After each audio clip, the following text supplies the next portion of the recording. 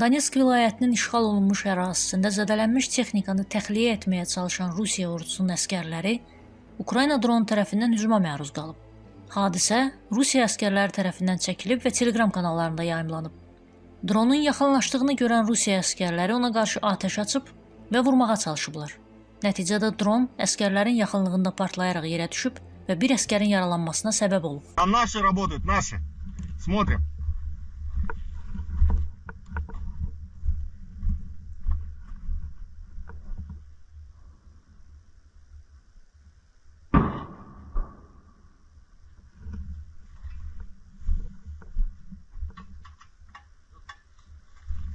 Идет!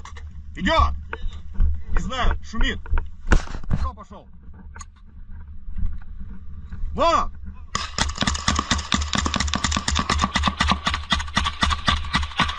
Ай,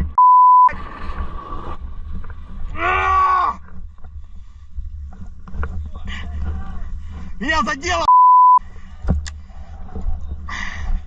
А? Давай это! Так тащим ее, так!